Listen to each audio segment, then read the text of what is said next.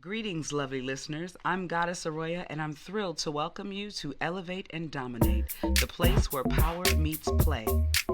Hello, darlings. I'm Mistress Odessa, and alongside the incredible Head Mistress Kayla and Goddess Arroya, we're your guides into the captivating world of alternative dominant women. That's right, whether we're exploring the intricacies of dom-sub relationships or celebrating the sheer strength of women, this podcast is your VIP path to an empowering and unapologetically bold journey. We're not holding back anything, shedding light on the real stories in the sex work industry to share our own experience and insights. So buckle up, because you're in for a thrilling ride filled with enlightenment, entertainment, and empowerment. Get ready to be captivated by our conversations where every episode is a celebration of the extraordinary and the fearless. Welcome to the Elevate and Dominate Podcast.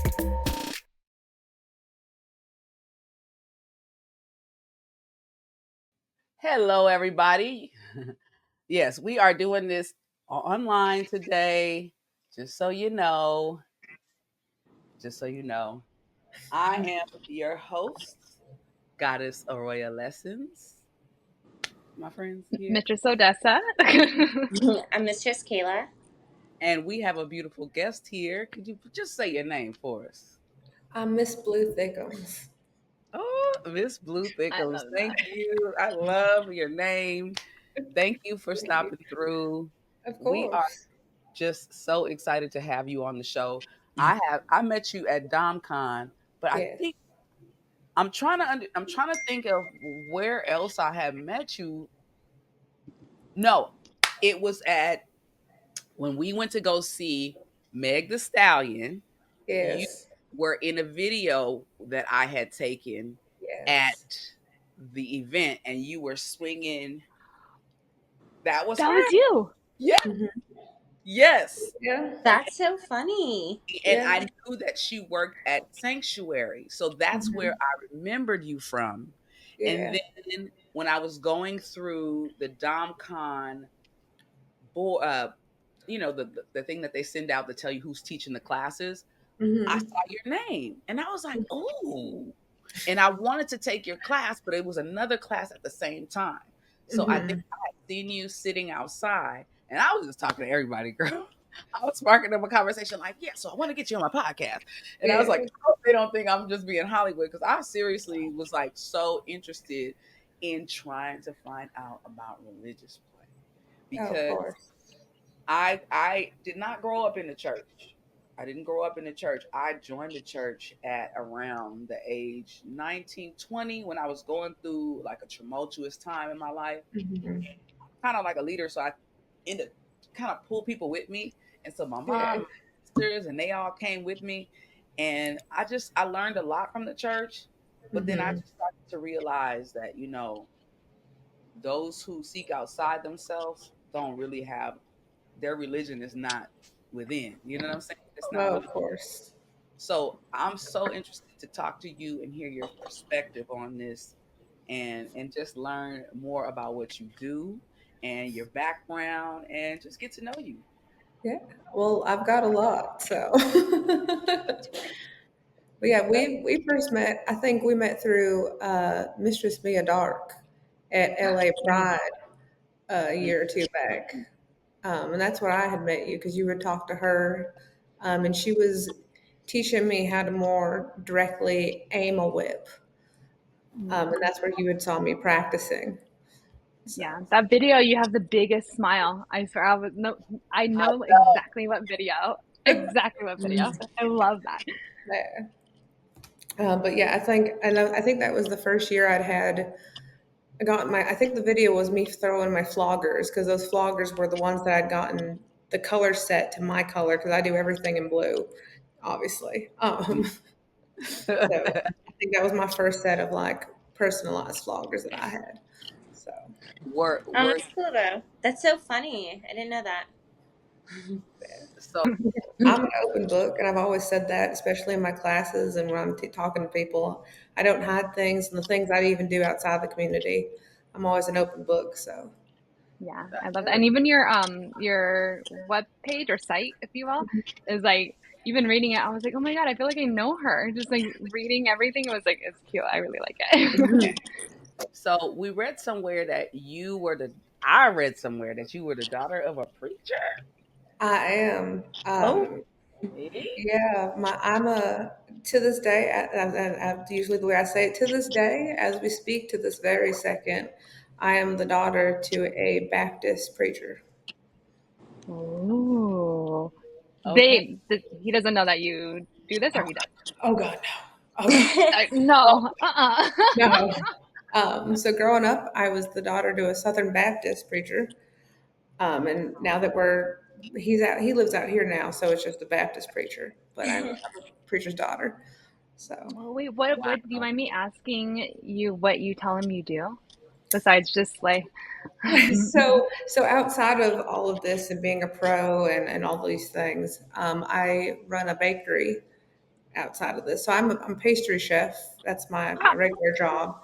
But when I come do these things, especially because most of the things I do are at night, I tell my family I do catering, which kind of fits into it. So customer service, catering, I love it. yeah, so Amazing. it fits. So they never really question it. I'm like, oh, I'm gonna go do a catering thing tonight. So I love that. Listen, you pay your bills, right? yeah, as long as my bills are paid, they don't question. So What can they say?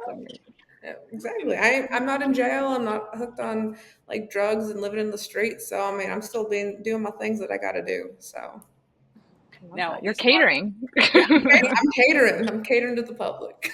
Customizing and catering. I love it. So what was your upbringing and what was your nationality? Because I had it all wrong. Would you let her So most people don't get it right. I've been most of the time people either think I'm Middle Eastern or Hispanic, Latin of some sort. I'm 50-50, right down the middle. I'm Italian and Native American. And I was born and raised in the South. I was born and raised in Tennessee. So I was born in a very traditional house and upbringing. My side of the family preferred the Italian upbringing. So ironically, you would think that Dad was Catholic, and maybe Mom would have been the Christian side, but it was actually opposite. Mom's side of the family was Catholic, and Dad's side of the side was Christian. So I got brought up in both. We were raised a traditional Italian household in the South, and I was raised in both churches until I was 10. I feel like I need a map for that. That's crazy. What? I needed a map for that. I mean, how much does that play into the reasons why you do what you do? Oh, it 100% played into the reasons of what I do now today. You're an expert. I mean,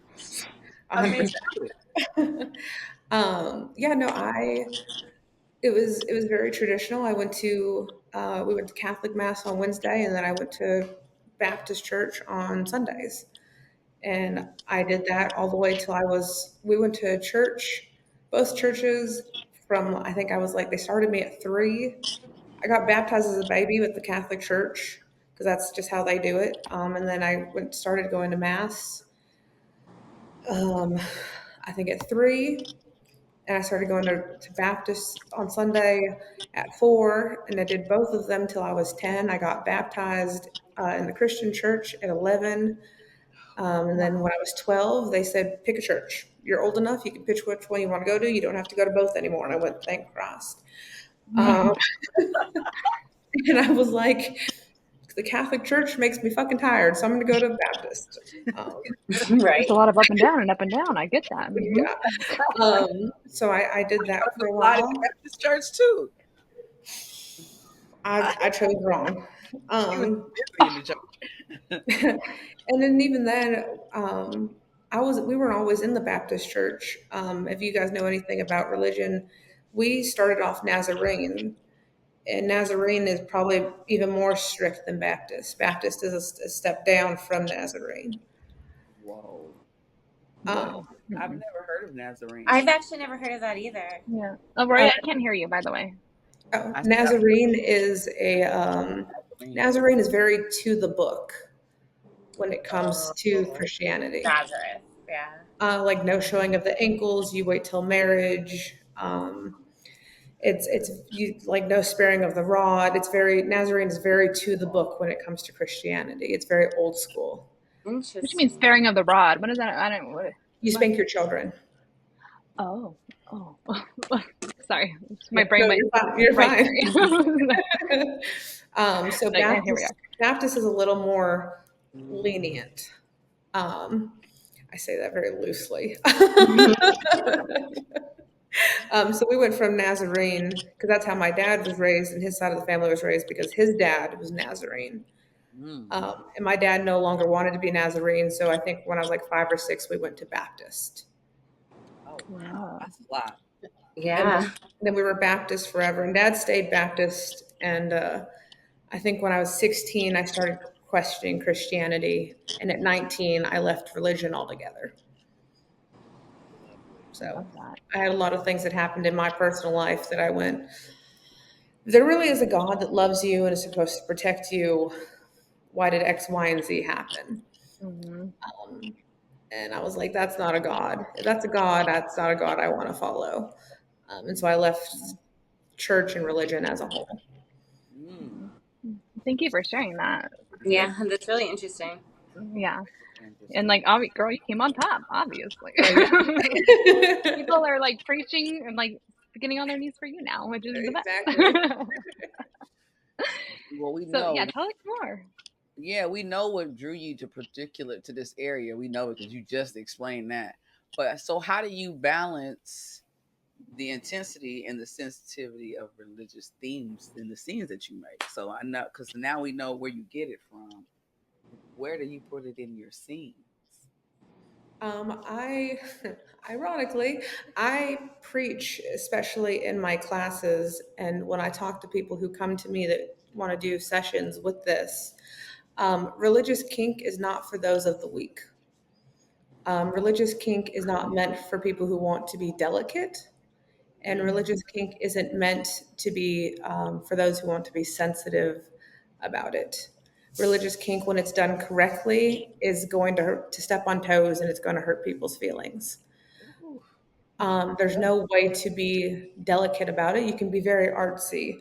I've done, I think it's on Instagram, I did a session with wax with religious kink, and it can be very beautiful and artsy, but as far as being gentle, there's nothing gentle about religious kink, and I try to put that forward because usually you're going to step on toes, especially nowadays with where religion sits, especially with politics. There's no gentle with it.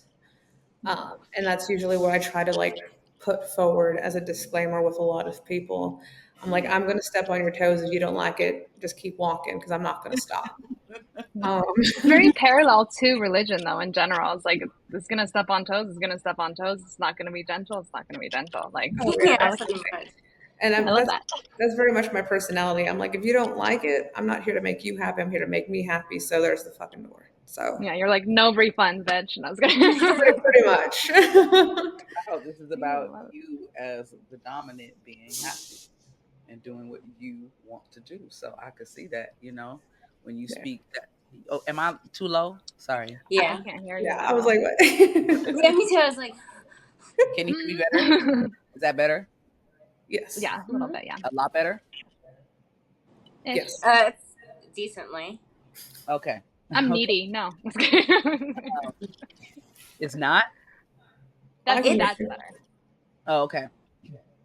So how did your background, well, we know how it influenced, but how did you find a way to incorporate it into your was that like originally when you came into BDSM, did you say, you know what, I'm going straight to religious kink? Or did you say, oh, I'm here, I'm going to try this, and then you were like, you know what, I know this, so I'm going to use this?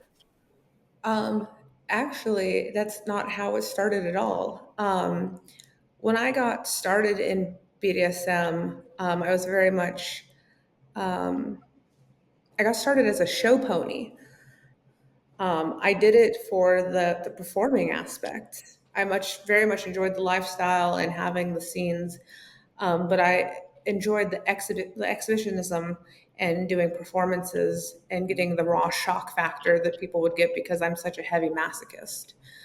And I used BDSM as a way to kind of heal things and get that like cathartic feeling.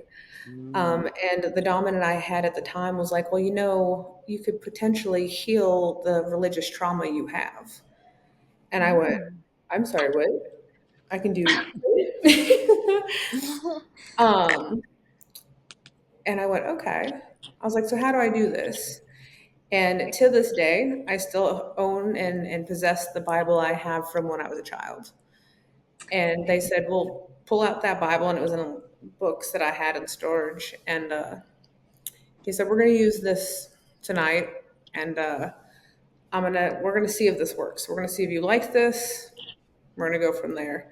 And we had a scene where essentially he would spank me with this Bible every time I got a Bible verse wrong because I know the Bible front to back. To this day, I can still quote you Bible verses, and I'm not proud of that. And it got to where, like, if I got one wrong, he'd smack me a couple times, start crying. And then if I got it wrong, he'd like give me words of affirmation. And my brain was like, what the fuck are you doing? But I realized that there was a healing aspect behind it. And then I heal my trauma, as most people do, with dark humor. Unfamiliar. No, I was kidding. I like to say I'm a sick fuck in that sense, in that situation. And I have a sick side of my dark humor. And so I've taken that and the religious kink and I've intertwined them. And that's how I ended up, I started off teaching religious kink because I wanted people to understand that you didn't have to have religious trauma and you could use BDSM to heal the religious trauma you had. Because when I was going through all of this, I still lived in the South. And living there, it's hard to be in the community, but then also explore this aspect because all of this is very behind closed doors, especially 10 years ago. Yeah. And we've come out since a little bit, but there's a lot of things that are still very behind closed doors. And so back then I was just trying to like give people a little bit of access to things. And so that's what I started as I started teaching it. And then people were like, well, we know you switch. Do you think you could do this? Do you think you could do that? And I was like, well, I suppose. It's back. Oh my God, I love that. And so I started doing that. And ironically, because I have the Catholic upbringing, I favored dressing up as a very slutty, kinky nun. Which, if people know me, and you saw me at DomCon dressed as a very provocative nun, I started doing that with my scenes and stuff like that. And that's how I went from teaching it to performing and giving scenes and sessions in that nature. So wait, I have a question about your switching actually, because it's so curious to me. How do you what is your vetting process for that? Because it's got to be different than when you're in a dominant position versus the submissive position. That seems scary to me. It's wildly different. So I've always said that I'm a sadomasochist. I'm as heavy as I am a masochist. I am very, very sadistic. My masochism, I vet on a level, I don't even know what words I could put it in. It's a very high level for what I vet for my masochism because the levels I can take could put someone in the hospital. I can take more than most people can. One of the stories that I hold dear to my heart is there was a 3/4 inch, I think it was almost an inch thick of a steel rod that I curved on my butt. Whoa. From impact? Yes. Okay, Also, girl. you switched that you can take. Holy shit, that's crazy. So I can take that. You can take it as much as you can give it. That's what you're saying. Yes. So, but when it comes to me switching and with my sadism, I like to make sure that whoever I'm switching on with my sadism, that mentally they're strong enough to handle me, because I like mind fucking. So if they're not mentally strong enough or in a good enough headspace, they can be fucked up for a couple weeks, because I like to crawl inside your head. Love it. I love you. Okay, would you mind me asking? You don't have to share if you don't want to. Like, one big question, like from one side versus the other. Like one main question that you're like, I don't know, or most important, I guess, on the maso side versus like sado side. Usually the masochistic side is usually it's how many years of training they have. Fair enough. Because I need to know how many how many years you've been in does me no justice. It's how many years of training do you have? Because that tells me what you've been trained in and how long you've been doing it. With when I switch in the sadistic side, it's more of like, what have you been impacted by anything this week? So like, let's say you told me your grandma died on Monday. Yeah, you're in no headspace to deal with me this week, because if your grandma died Monday, you're gonna be fucked up till like December. And you are ready for it, something right? I don't want to be responsible for leaving you in a state of depression till December. I don't want to know. But if you said you were fine and you got a promotion Monday, let's go. I heard that. Interesting. So how do you just differentiate between training and just like years of being within the scene? So anyone can say that they've been in the lifestyle, they've been in the BDSM. I had someone that came to a party and they're like, oh yeah, I've been doing this for X amount of years. And I went, great. So what have you been doing? And they're like, oh yeah, I've been doing this I think they said like 3 years. So I was like, oh, what have you been doing? They're like, oh, spanking. I was like, oh, so and I call it bedroom kink. So you've been spanking your partner while you're doing the deed. And I'm like, okay, that's cute. Right. But then you go to like, my current master, I go, they'll tell you they've been trained for 30 years. They've been learning all their skill sets, from flogging to whipping to caning. They'll tell you, and then they'll tell you who they've been trained by. They're very proud of their skill set. But anyone can come in and be like, oh yeah, I've been in the lifestyle for 5 years. Yeah. Okay, great. That tells me nothing.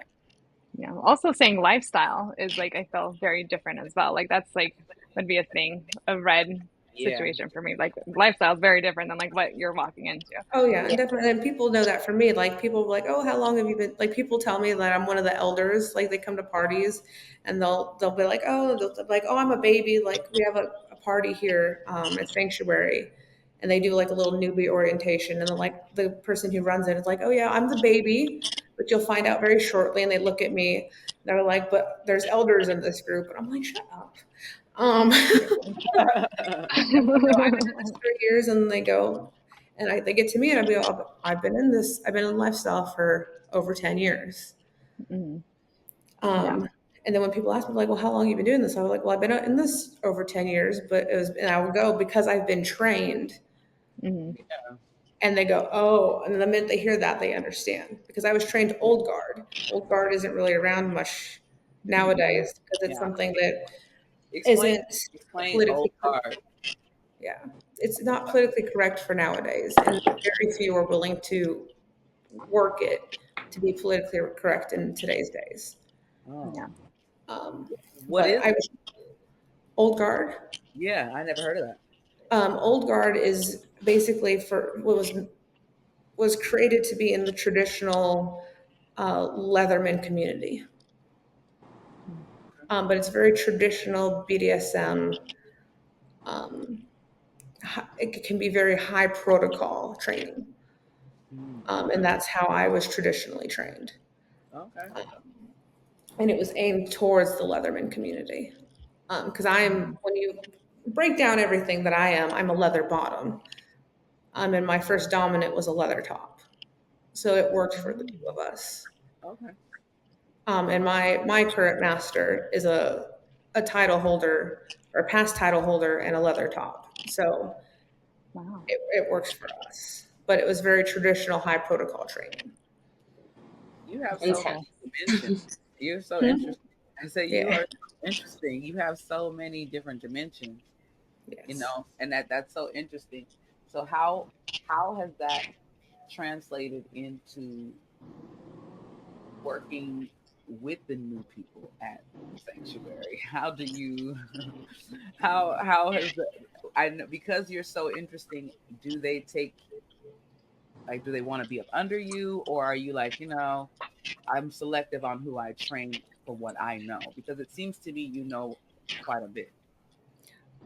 Most people, and I've noticed it. I'm actually going. I had an incident not too long ago. People think because I look so young that they can bullshit me. And what I like to say, and I've been given the respect by the elders to say, is that I can sit at the table with the elders. And when I'm given the opportunity, I'm allowed to speak at the table with the elders because I have the time and I have the knowledge. But what the newer and younger community don't understand is that I have earned the right to sit at the table with the elders. But they think because of my age, I know nothing. And I've had to put a lot of people in their place and go, oh, honey, sweet, bless your heart. let me put you back where you belong real quick. No, you're like, you're in trouble, girl. You're in trouble.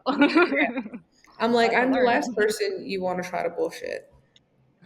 Because I might look young, but I've been doing this a lot longer than you think. If you want to be set in your place, by all means, I'll set you there. I'll set you there with grace. But if you want to come to me for knowledge, by all means, I am a library and I will bless you with everything I have. I love that. And that's just the size that I will give you. I'll set you in your place or I'll give you what I have. It just depends on which way you want to come at me. And I'll be graceful with either. Oh, let's talk about that. How did you? I'm interested in knowing how and when was your first time teaching at DomCon, and how did you know it was time for you to submit for DomCon? My first time teaching at DomCon was actually this past LA. Oh, really? Cool.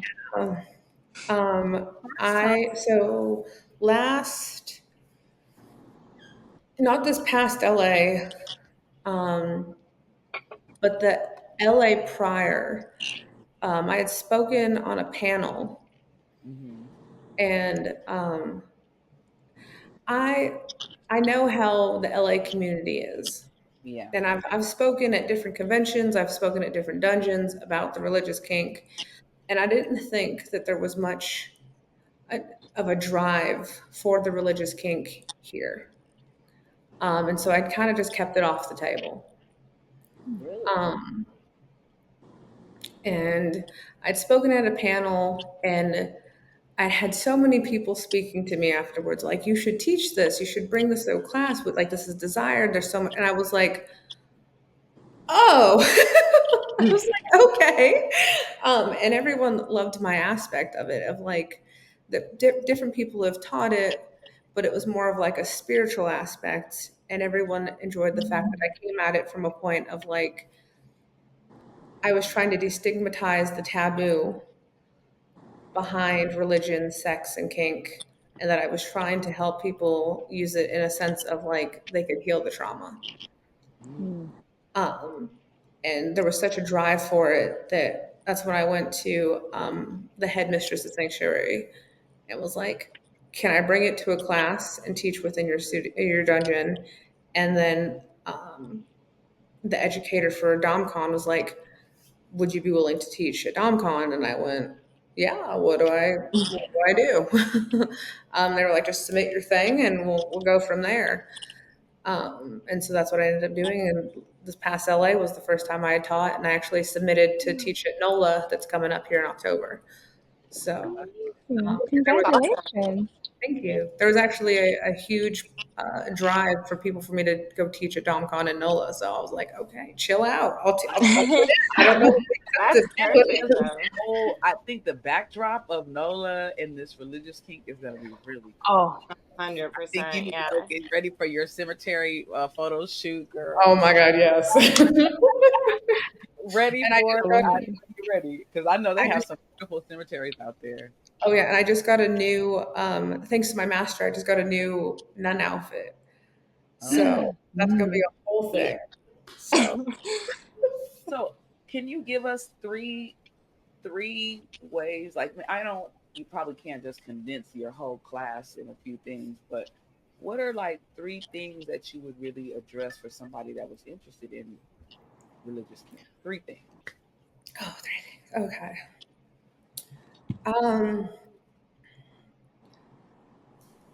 You're making me think. Well, in one of the sermons, I typically try to address everything that engulfs religious kink. So, like the role play and the like punishments and things like that, because I'm very much in like the atmosphere you create is what makes everything. So, like, if you walk into the scene wearing t-shirts and jeans, I don't know. I'm not going to get into it that you're like the preacher trying to punish me. It ain't going to work. So I try to help people like create that atmosphere and like everything that you can do to help morph that and help it. I also try to help people. One of my big things, I call it the cry circle. And I tell people, I call that one particular sermon, "Only sinners will understand." I love that. Only sinners would understand. It's the whole destigmatizing of whether you come from a religious background or not, of understanding that religion impacts everyone. And destigmatizing that religion can affect you and it cannot affect you, and can help or not help, and all the proper ways to deal with it in the kink community. And that's one of the biggest things I've tried to open up and help be open-minded in my class, because I've noticed that religious people who practice in religious kink in the community are one of the major people that get the most hate in the community, sadly. And we're supposed to be one of those people that don't yuck someone's yum. Right. But yet when I go dressed out as a nun, the slurs and the things I've been told are quite disgusting. Really? That's a shame. And it's sad, but I got thick skin, so it's fine. I'm like, let's go. Take this in the parking lot. Like, I've been to a fucking metal bar. Come on. You have nothing on me. And then is there a certain religion that's asked of more? Sorry, not to interrupt. I'm just so curious. Well, I'm sorry. What's that? Are there certain religions that are like people want to address more, or is it kind of like an overall of like, whatever? I get a little of everything, really. I actually currently I'm speaking. So most people think that religious kink is on what's commercialized, which is Catholicism and Christianity, which I do teach on. But I opened it up to 7 religions. So I speak on 7 religions, and I'm currently learning 2 religions to add to the 7. How cool. Which religions? I had my list because I always forget things. So I teach on Christianity and Catholicism, but then I do Judaism, Hindu, Mormons, Buddhism, and Animism, which Animism is spiritualism. So because I'm Native American, I wanted to teach on spiritualism and like the giving back with Native American. That's so cool. That's amazing. I love that. Okay. So I'm trying to learn all the things. Awesome. But then I'm also learning right now with Jehovah. I'm partnering with right now with someone who can teach me, because I like to learn before I speak out my ass. Because I never want to be that person like, that's not that. I'm like, oh shit. I don't want to ever be that person. And in my classes, I'm like, if I just said something, please, by all means, correct me. Um, but I'm talking to someone who can help me learn about Jehovah Witness. Oh, Okay. interesting. That's good. Yeah. And then along with Islam. Oh, very cool. Ooh. That's really, really interesting. Because I've had a couple clients recently with that, and I'm like, let me get back to you. Like in December. Go back to Yeah. December. So I'm widening my horizon, because I always wanted to be that person. Like, I don't want to just be that one specific thing. Yeah. I want to cover the whole thing. So, But that's interesting to me, because once you learn more about every religion, you start to understand the oneness of everything, and you start to understand, like, we just divide ourselves. We just want to be dividers. We ain't. We at the end of the day, it's really nothing that divides us. It's what's on the inside of you, and we're all trying to connect with that. And I feel like even in the session, you're trying to connect with the oneness in somebody else, and it's just a different way. oh, You for know what I sure. mean? Oh yeah. Yeah, that's awesome. So Yeah. we kind of talk about that. I wanted to talk about, we did a little research on you, and you have you sell a few items, right? I'm You sorry. What have was that? you sell I said, what's your pacifiers? I do. Yeah. Okay, Those are so cute. Thank They you. really are. the pacifiers. Let's talk about your merch, the stuff that you're selling and promoting for yourself. Yeah. So that whole boutique actually started. Um, I don't even know how it became a thing. I'm a little. I've identified as a little for a while, Oh, okay. um, and it was one of those things that, like, I liked the pacifiers I saw online, but they were never anything I liked. And I have a huge. Anyone who knows me knows I have a huge obsession for glitter. And I love that for you. I love most that. dominants hate glitter. Yes. So I was like, I want a pacifier with glitter. I'm gonna make one, and it's gonna be me, and I'm gonna make sure the glitter doesn't come off. Um, and I made one, and a little friend I had saw one. She's like, "Oh my god, I want one. Can you make me one?" I was like, "Sure." And it all went down/uphill from there, because What? everyone started asking me for one. Oh, Um, and then it just became a thing, and I made the boutique, and it started off as I made pacifiers for the littles who wanted glitter. But I made sure that the glitter never came off, so I got to be a brat That's to every awesome. dominant that wasn't my dominant. I went, fuck you. They get to have their glitter, and you can't bitch because the glitter doesn't come off. I love that. That's Um, amazing.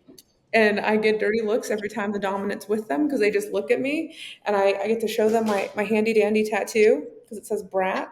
ah, Oh, I love that. Like, it I doesn't love come that. off. Try me.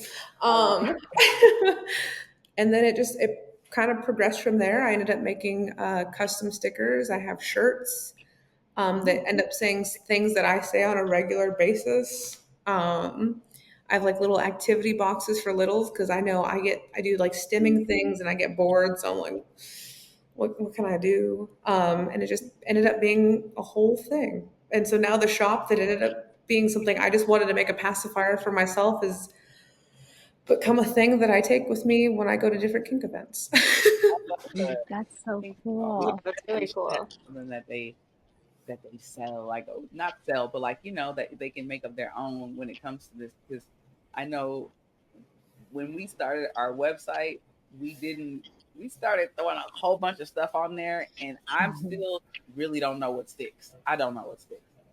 So I think that's a good idea of how to kind of branch into selling stuff and let people grab onto what you have already, and then you throw it out there. Very smart. Oh yeah.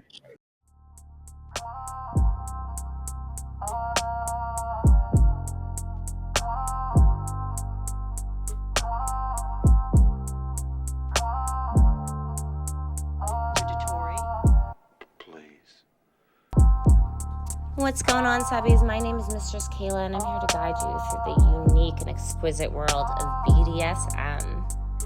Within the four walls of my sanctuary, Venus and Belle's, fantasies come to life, and boundaries fade away. Whether you seek the thrill of the dungeon or the allure of captivating photography and videography, Venus and Belle's is your haven.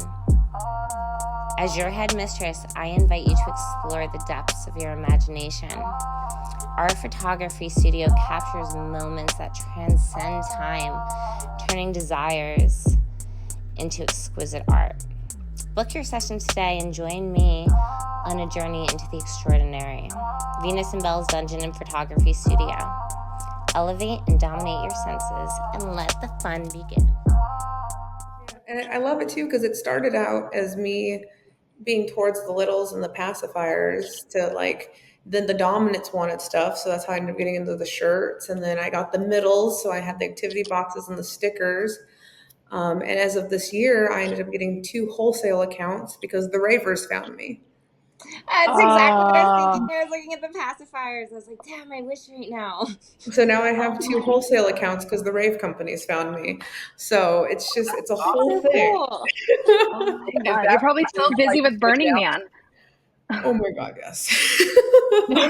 That's crazy. Wow. It's great. So I'm like, I'm here for it. I'm just expanding all the directions. And they love me. They're like, you know what? We have like, they're like, we had one girl in here. They're like, yeah, she saw you at DomCon and she wanted something, but she didn't get anything. So when she walked in and she saw the tag, she's like, I know this company. And I was like, oh my God, that warms my heart. That's great. I love that. Getting out there. That's good. Yeah, so I love it. So you have so much confidence, and as the person that has been in the business for quite some time, how do you share that confidence, like as far as body positivity? How do you share that? I've had that question a lot actually, because people go, you have so much confidence, you radiate all of this, and I go, and I tell people all the time, I said I didn't just roll out of bed and this just happened. It actually took me a while to get here. With everything I went through in my past and just over time, I got beaten down. I grew up with the verbal abuse from family where I was skin and bones and was still being told I was fat. I grew up with an eating disorder. My eating disorder didn't really get under control until I was maybe 21. I got grown up where I was in the best shape of my life because I played sports, and I was still told that I was overweight and all these things. I had gone through the fluctuations of weight and everything and hated my body and all these things.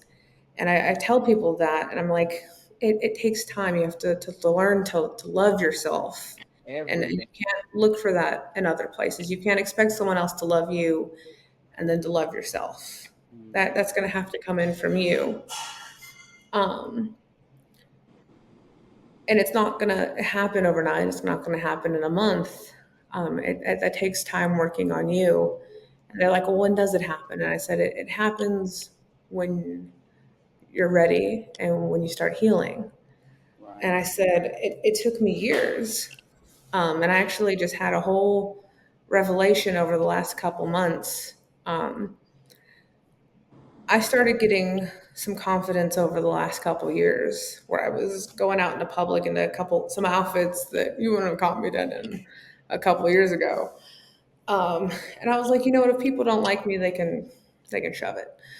Because I'm happy with me. This is me. If you don't accept it, keep walking. Especially with the whole movement of like big women deserve love too, because I understood I wasn't tiny. I also understand as a woman who is Italian, we have hips. Hey, My right. family always made the joke that I have the biggest hips in the family. I do. My hips sit at 50 inches, and I have a waist. Or more to grab onto, right? Like, Exactly. Right? I currently have a waist of 36 inches. okay. So Damn, girl. I have the biggest hips in the family.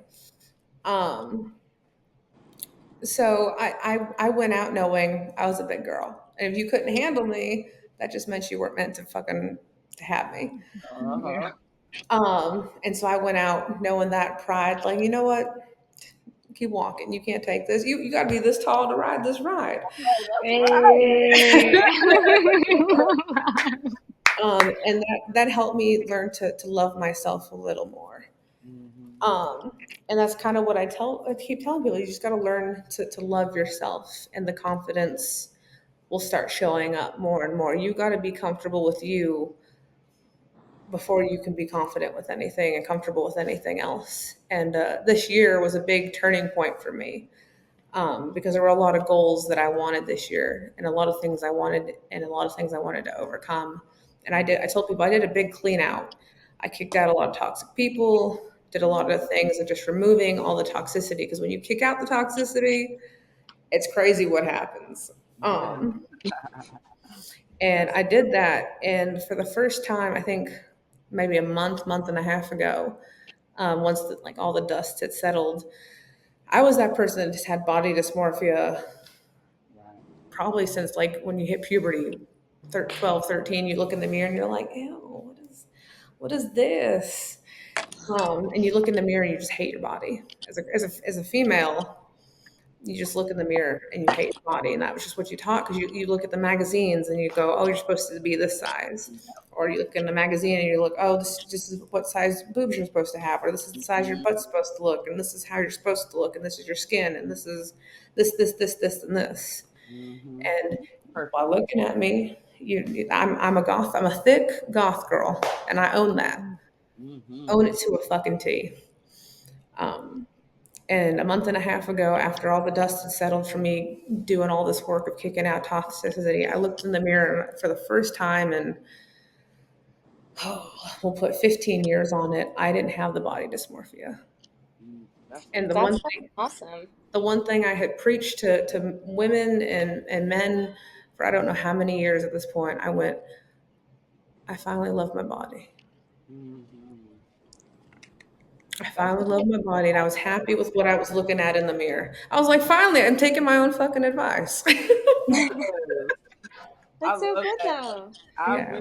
I mean, you really do radiate confidence, and that does have to come from somebody that truly loves themselves. You know, it doesn't. It's not a game. It's not something that you can fake just because, oh, I decided to be a goddess and now I love myself. You people know even when you're that you're not confident. It just but from you, it something about you just radiates that you know what the fuck you're talking about and you know who you are.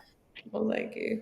Yeah. And you're beautiful. I mean, literally, Yeah. just like I'm like I wish it's weird to hug my screen. You know, just like everything, like just it's amazing. Thank Just you. like hear someone lives their life, you know, Yeah. and beautifully. So, girl, praise to Well, you. Exactly. The universe is like, let's celebrate her. So you have some events coming up soon that you want to talk about? Ooh. I'm sorry, what was that? Do you happen to have any events that you have coming up soon? Um, right now I'm just sitting in like a happy little middle ground. I'm getting prepared um mostly for DomCon. Okay. Because everything I do at DomCon takes all the preparation. Just because I do so much. I'm the head DM for DomCon, so I do all the parties and things. But Oh, it okay. takes a lot of preparation because I do a lot of performances at DomCon. I'm teaching at DomCon. Um, I will also be kind of like the visual aid at DomCon. My master is teaching, so I will be her bottom for her classes. Oh, wow. I'll be doing that, and then I'll be performing on stage for the parties and the vendor hall. So it's just a matter of preparing for all of that.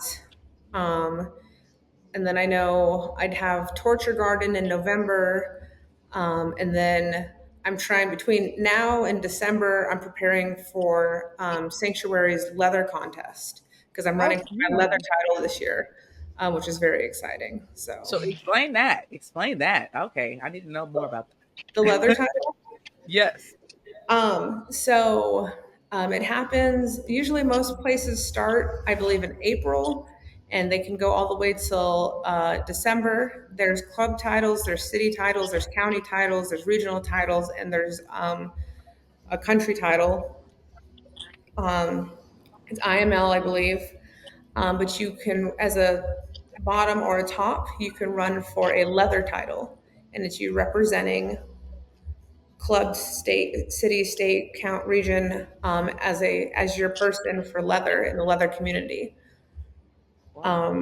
And I've been part of the leather community for a decade now, and most people are just now clocking it in the last year that I've been part of the leather community. But I've been out in the leather community for 3 years here in LA. Okay.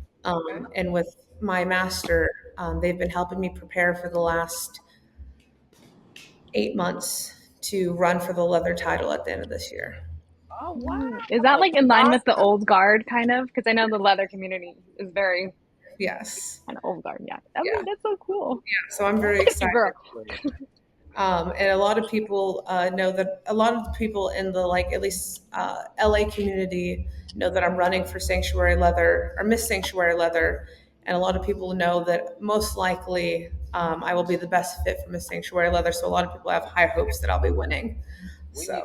How do they get vote for you, right? What? We can't hear you, babe. How can they be a part of voting for you? Showing up to the contest on the contest day. Okay, and will you have that information up somewhere? Because I want you to win. Yes, Right? I'll most likely put it on my website, and if they pay attention to Sanctuary Studios' website. I know the contest should be, last I checked, was December 14th. That was my little insider news. But I know if you show up, you can be part of the community vote, which helps towards the board vote for the contest. But yeah, I'm very excited. I've been looking forward to this. I wanted to run last year, but I had a trip, so I wasn't able to run last year. And now I'm more prepared, and I'm running this year. I'm very excited to run for my club title. So Cool. it should be really good. I've been preparing all my outfits, and I'm starting to practice my fantasy portion, which is basically a 7 to 10 minute performance. So That's so cool. So how do you prepare for your performances? I've been practicing. Little insider tip for whoever's watching this. I'm a metal fetishist, so it will do with a self chain suspension. Will be part of my performance. Okay. I don't even know what that means. Okay. Self Like change. magic. Say it one more time. It'll involve self chain suspension. Self change suspension. Well, we got to show up if we want to see it. I That's know. Right? It's already got my vote. I'm like, just like mystery. I know, I magic was like, that sounds floating. awesome. But yeah, the more people that show up is always a plus. But the more people that show up and vote for me as the community, I am very grateful because I would love to win. So I think you will. I got that vibe. yeah, I've been putting my whole heart into it, and I've been doing all the work to show the community, and I'm trying to get out more as a person just to show my face. So be like, hey guys, I've been here. Well, this is great that you've been on the podcast, right? Oh, yeah, exactly. So, for sure. I'm so happy that we were able to get you on the show. I'm apologizing for us not being in studio. I would love I understand. to a studio, come into the studio so we can shoot again, because we will be setting forward for our next season. So if you have some other things coming up, you can tell us about those, please, because I think it'll be good for us to start putting a little bulletin board up on our website of our people that have been on the show, because people want to find you. If you can right now, maybe give them a little place where they can find you, your website, and tell our viewers where they can find you at. So the easiest way to find everything I have, ironically, is onlysinner.com. So, I love that, by the way. I was like, my whole thing, like my hashtag is only sinners. I was like, I wonder if I can find a website handle to do that. And I guess someone had only sinners and they were selling it for like 15 grand. I was like, I ain't doing that. And so I looked at onlysinner.com, say less. Go to onlysinner.com and you can find everything. There we go. Onlysinner.com. And they can find and it's a good website. I was on it. It's a good website. Yeah, it's very good. That's where they can find your merchandise. You can find out more about her, and you can possibly book a session, because that's what we're about. We're about, let people know who their doms are in the area and what they have to offer. And you definitely have a lot to offer. You're like a interesting flower. That's what I see you, like a turquoise black, and bro, you're the new church. Flower. That's how I see it. Interesting. I mean, my class is called Blues Church of Blasphemy, so I love it. I love it. We're like, I don't know. Oh wait, we're doing it now.